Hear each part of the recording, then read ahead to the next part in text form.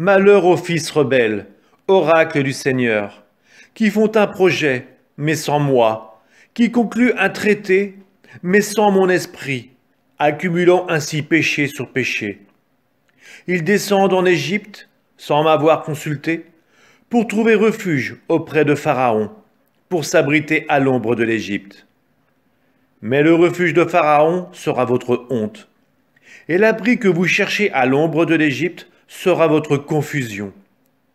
Même si vos princes sont déjà à Tanis, si vos ambassadeurs sont parvenus à Anès, ils seront tous couverts de honte par un peuple qui leur sera inutile, qui ne leur sera d'aucun secours, d'aucune utilité, sinon pour la honte et même l'infamie. Proclamation des bêtes du Néguev.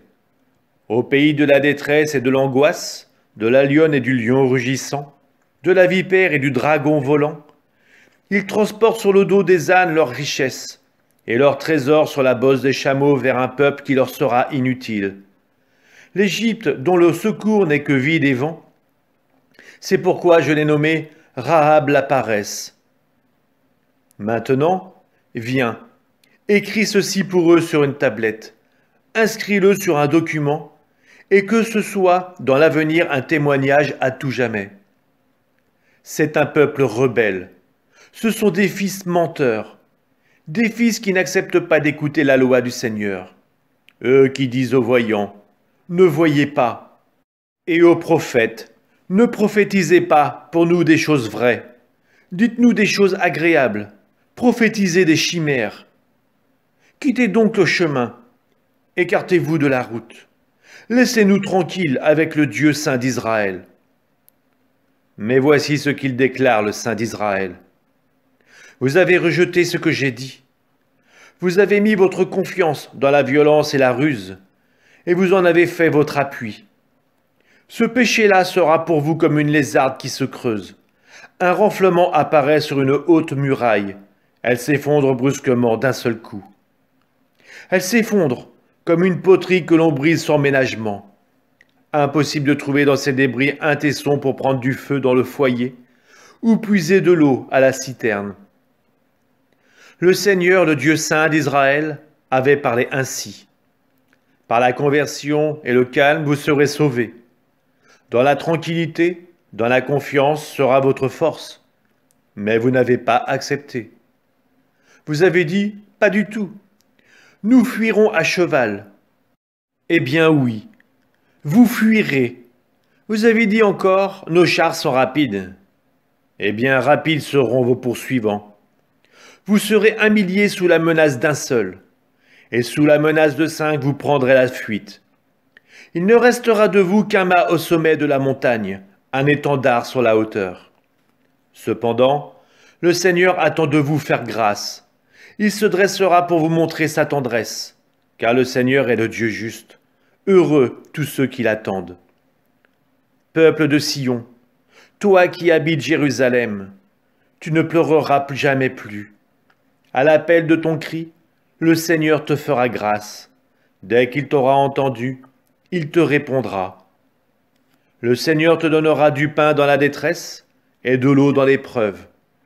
Celui qui t'instruit ne se dérobera plus, et tes yeux le verront. Tes oreilles entendront derrière toi une parole. Voici le chemin, prends-le. Et cela, que tu ailles à droite ou à gauche.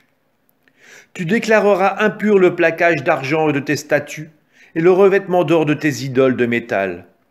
Tu les jetteras comme des immondices et tu diras dehors.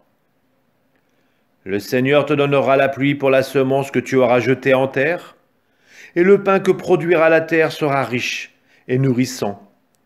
Ton bétail ira paître ce jour-là sur de vastes pâturages. Les bœufs et les ânes qui travaillent dans les champs mangeront un fourrage salé, étalé avec la pelle et la fourche. Sur toute haute montagne, sur toute colline élevée couleront des ruisseaux, au jour du grand massacre, quand tomberont les tours de défense. La lune brillera comme le soleil brillera 7 fois plus, autant que 7 jours de lumière. Le jour où le Seigneur pansera les plaies de son peuple et guérira ses meurtrissures. Voici venir de loin le nom du Seigneur, brûlant sa colère, lourde, écrasante. Ses lèvres sont gonflées d'indignation. Sa langue est un feu dévorant. Son souffle, un torrent qui déborde et monte jusqu'à la gorge. Il va secouer les nations d'une secousse fatale, mettre aux mâchoires des peuples un mort qui les fasse divaguer.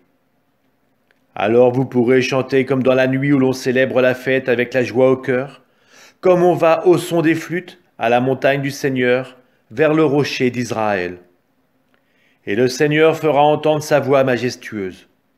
Il fera sentir le poids de son bras dans la fureur de sa colère, par la flamme d'un feu dévorant, la tornade, l'orage et la grêle. À la voix du Seigneur qui frappera de son sceptre, Assour tremblera.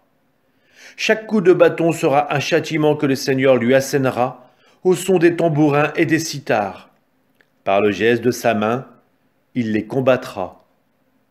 D'avance, la fournaise est préparée, y compris pour le roi. Elle est prête, profonde et large. En son foyer, un grand feu, beaucoup de bois. Comme un torrent de soufre, le souffle du Seigneur l'embrasera.